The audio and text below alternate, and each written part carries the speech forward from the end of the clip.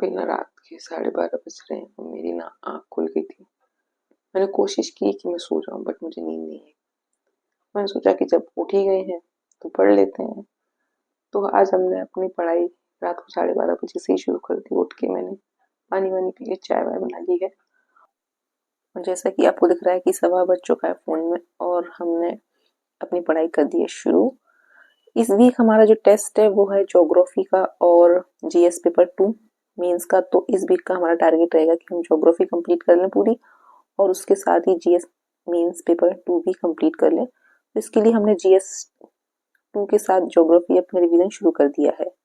तो फिलहाल हम पढ़ रहे हैं जियोग्राफी और उसके लिए हम थोड़े थोड़े नोट्स भी बनाएंगे और इन नोट्स को हमने जो है दृष्टि आईएएस की बुक से कवर कर रहे हैं। दृष्टि आईएएस की जो बुक होती है हम उससे ज्योग्राफी रिवाइज कर रहे थे और इसके साथ मैंने जो अपनी ज्योग्राफी रिवाइज करना शुरू किया।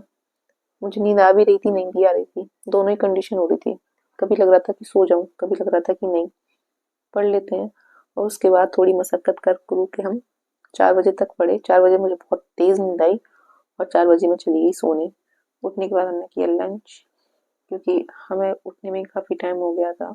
हम 4 बजे सोए थे तो 10 बजे मेरी आँख खुली, 10 बजे उठी, फिर नहाया-वाया, थोड़ा-सा साफ-सफाई करने के बाद, लंच बनाने के बाद, लंच वंच करने के बाद, थोड़ी-सी कॉपियाँ चेक करने के बाद फिर हम बैठे पढ़ने और 3:30 बज गए थे आज मुझे पढ़ने बैठने में।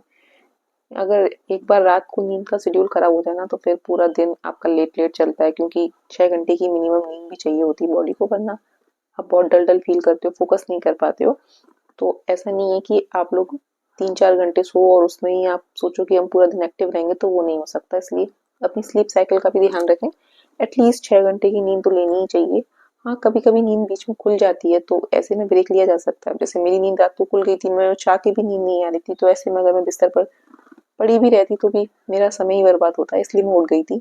लेकिन उसके बाद सुबह मैं सो गई थी और प्रॉपर 6 घंटे की नींद लेने के बाद ही उठी थी क्योंकि मुझे पता था कि अगर मुझे पूरा दिन पढ़ना है और उस दिन को प्रोडक्टिव बनाना है तो मुझे नींद पूरी करना ज़रूरी है। इसलिए मैंने पूरी नींद लेने के बाद अपनी पढ़ाई जारी की रही और उसके बाद हमने किया कॉपी चेक करने का काम। भाई कॉपी चेक करने का काम बहुत उबाऊ काम है।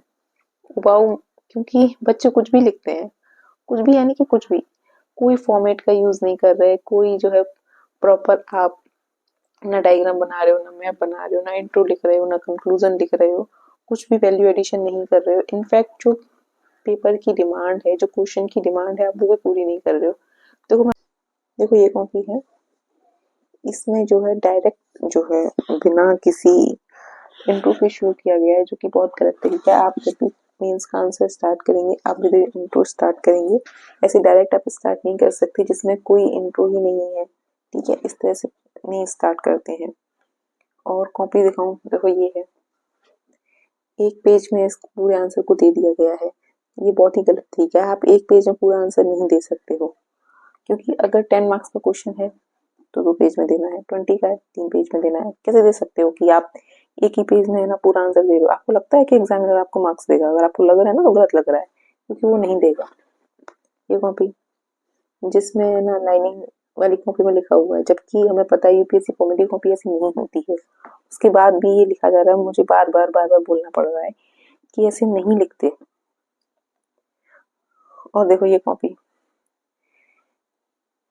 ये क्या है, आप है ना ऐसे छोटे छोटे बॉक्सेस में है ना फोटो खींच खींच के और कॉपी लिख रहे हो। भाई क्यों बचाने हैं पेज, इतना खर्चा कर रहे हो तो पूरे पेज में लिखो ना। आप प्रैक्टिस कर रहे हो पूरे कॉपी में, प्रॉपर यूपीएससी फॉर्मेट की कॉपी में प्रैक्टिस करो ना। पता नहीं क्यों ये बात समझ नहीं आ रही है बच्चों को। मैं बता बता के थक चुकी हूँ बट वो सुधरना ही नहीं है उनको। क्या कर सकते हैं, बार बार सेम चीज बता बता के ना ऐसे दिमाग दर्द हो जाता है मेरा कि नहीं करना है, ऐसे नहीं करना है। कुछ भी करते हैं पता नहीं, ये क्या है ये। मतलब इसको चेक करने में ना आपका दिमाग खराब हो जाए। इसे नोट्स बनाए है ना, इन नोट्स को कोई लिख के भेज दो।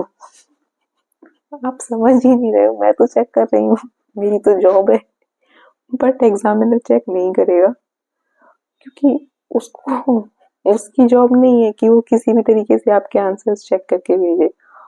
उसको तो एक क्राइटेरिया मिलेगा, उसी फॉर्मेट में उसको लिखना है और चेक करना है और आपको मार्क्स देने हैं, और वो आपको मार्क्स नहीं देगा, फिर आप रोओगे। खैर, मैं आपको एक और चीज़ बताने वाली थी, क्योंकि आप सब लोग मुझे लगता है जो जुड़े होंगे चैनल से, वो कहीं ना कहीं किसी न किसी एग्जाम की तैयारी कर ही रहे होंगे। आप चाहे किसी भी एग्जाम की तैयारी कर रहे हो, ये बुक ये है कंपटीशन एग्जाम का चक्रव्यूह कैसे तोड़े, अनूप कुमार गुप्ता जी की बुक है। ये बहुत अच्छी बुक है, ये सारे सारे एग्जाम्स के लिए है, चाहे आप आईआईटी की तैयारी कर रहे हो या फिर मेडिकल की तैयारी कर रहे हो, यूपीएससी की तैयारी कर रहे हो। और मैंने इसको पढ़ना शुरू किया है भाई, ये बुक मतलब इसमें है ना एक एक चीज़ों को मैंने पढ़ना शुरू किया। मैं आप चीज़ को दिखा सकती हूँ, आप चाहेंगी ना तो मैं इसका स्क्रीनशॉट भी भेज दूंगी इस बुक के, कि आपको ना ये क्यों पढ़नी चाहिए। इसमें सारा कुछ बताया। देखो जैसे ये टॉपिक है रूममेट कैसा होना चाहिए, क्योंकि हम छोटी छोटी जो चीजें होती है ना हम इग्नोर करते हैं। देखो इसका इंडेक्स है ये, आई डोंट नो आपको दिख रहा है कि नहीं, शायद दिख रहा हो। मैं कोशिश करूंगी कि इनके स्क्रीनशॉट आपके साथ शॉर्ट्स में भेज दूं या फिर पोस्ट कर दूंगी।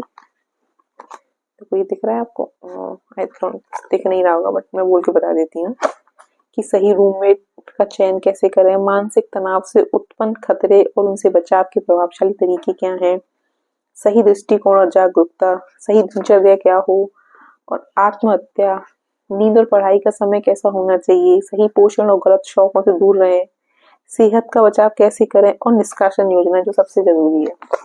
हम जब तैयारी शुरू करते हैं ना, तो हम सब तैयारी शुरू करते हैं कि पहले टाइम में हो जाएगा, पहले से दूसरा होता है, तीसरा होता है, और बढ़ते जाता है। लेकिन हमें ये पता होना चाहिए कि कब हमें जो है इस यूपीएससी के चक्रव्यूह से बाहर निकलना है, कब कोई और दूसरा विकल्प चूज करना है। प्लान बी भी उतना ही जरूरी है जितना प्लान ए, ये हमें समझना होगा। तो ये बुक मैं तो जरूर रिकमेंड करूंगी कि आप इस बुक को जरूर लें। ऐसी अच्छी अच्छी बुकों को ना पढ़ना बहुत जरूरी होता है। ये ना कई बार हमें जिंदगी में सही डिसीजन लेने के लिए गाइड करती हैं।